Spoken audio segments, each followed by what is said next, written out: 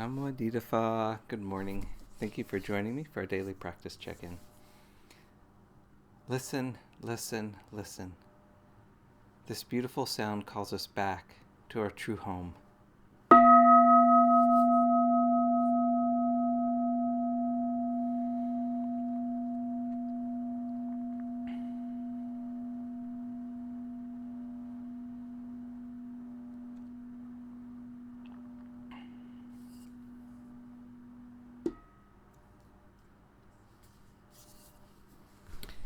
The second mindfulness training. Aware of the suffering caused by exploitation, social injustice, stealing, and oppression, I vow to cultivate loving kindness and learn ways to work for the well-being of people, animals, plants, and minerals. I will practice generosity by sharing my time, energy, and material resources with those who are in real need. I'm determined not to steal and not to possess anything that should belong to others. I will respect the property of others, but I will prevent others from profiting from human suffering or the suffering of other species on earth.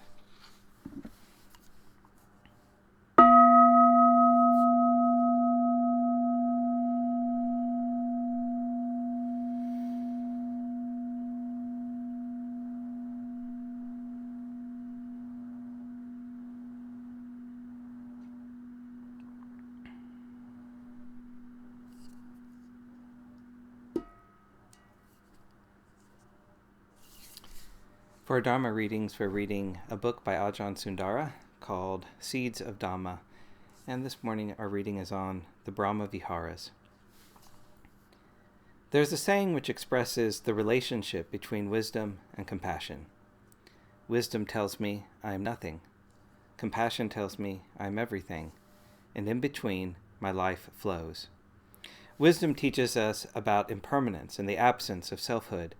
Compassion makes us aware that despite our impermanence and lack of self, even though we are separate bodies, we are all interconnected and affect each other deeply. When there is awareness and inner peace, there is spaciousness within.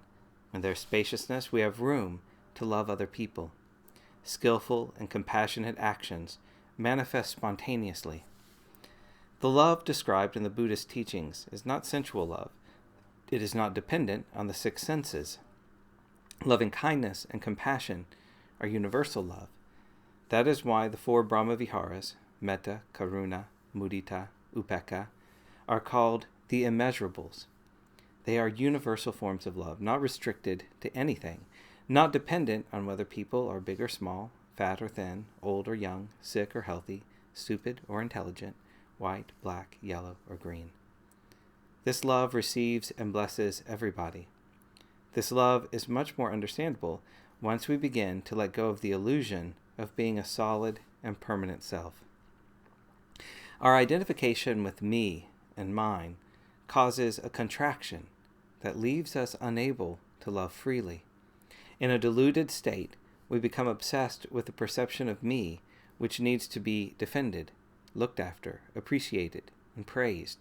As long as we are dependent on this me, we are caught up in all the complex needs of the mind, needs that arise because we feel separated, cut off, and dependent on many things.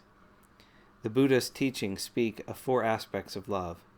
Metta is loving kindness, Karuna is compassion, Mudita is sympathetic joy, and Upekkha is equanimity. In English, the word love covers almost all types of love, but the words Brahma Viharas opens up new vistas of what love actually is and how it can be expanded. This perspective may not be so obvious in Western languages. We may not always realize that compassion or joy in the good fortune of others are facets of love. In the scriptures, metta is represented in this way. Even as a mother protects with her life her child, her only child, so with a boundless heart should one cherish all living beings. I encourage you to contemplate the meaning of these divine abidings. They can help you more deeply understand this whole aspect of love, compassion, gladness, and serenity.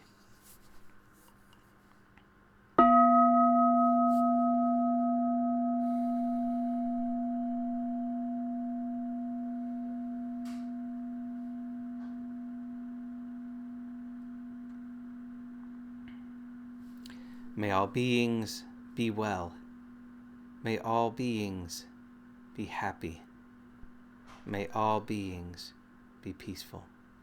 Sadhu, sadhu, sadhu. Thank you for joining me this morning.